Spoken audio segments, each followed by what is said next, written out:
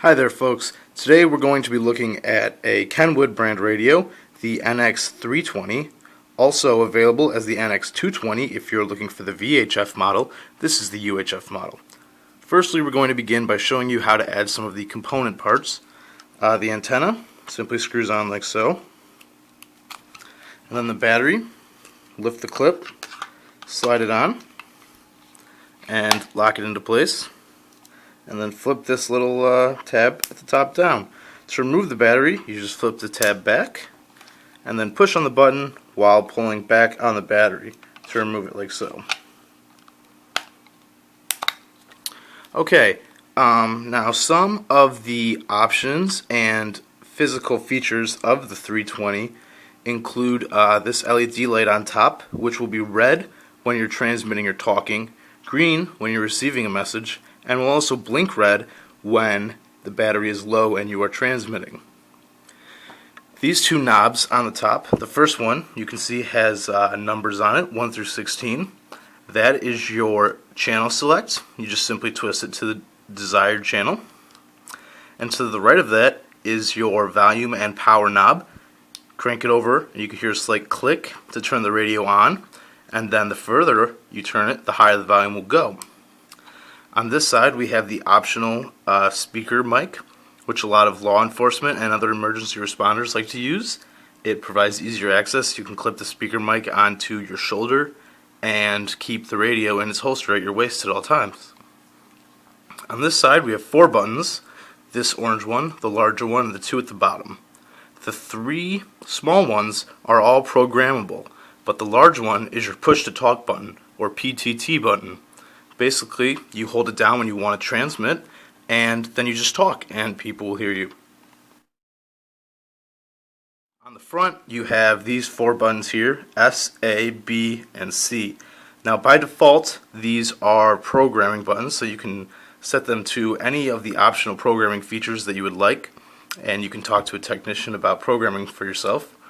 The default is to have no options programmed in for S and A, but to have B and C as zone down and zone up. Zones are essentially groups of channels that you would need to talk on. Now, some models have a keypad down here, just 1 through 9, that is not shown on this model, but is an optional feature if you think you need it. And also, here is the speaker where your noise comes from.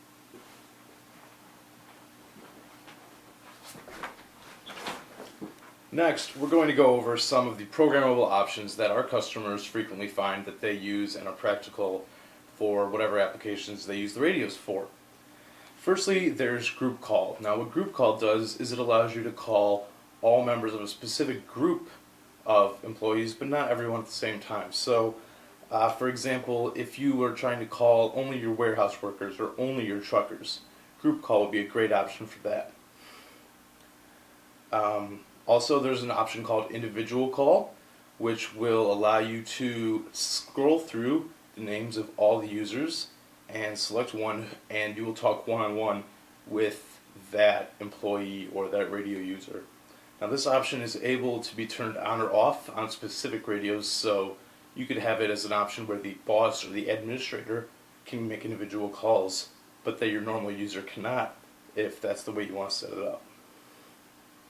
Scan is another option which allows you to monitor all the channels. It scrolls through and stops when it finds that a frequency is being used and someone's talking on it. This lets you monitor all the channels at once and be able to hear all the conversations that are going on across multiple channels.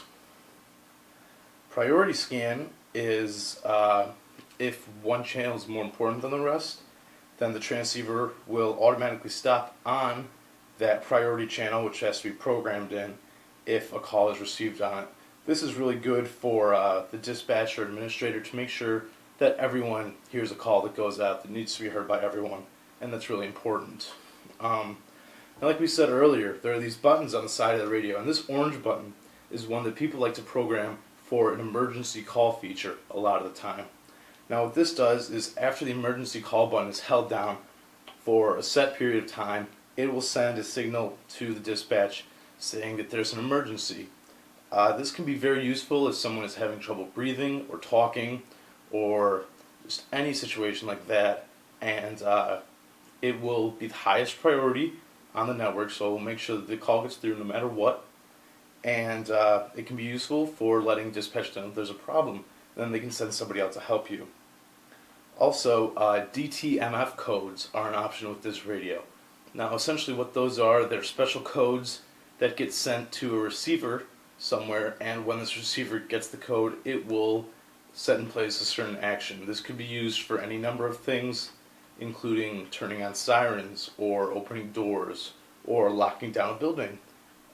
Really, it's just your imagination and whatever you want to do with it. There are practically limitless applications with Dtmf. And that's all for now. Thank you guys, and I hope you have a wonderful day and that you enjoyed this video.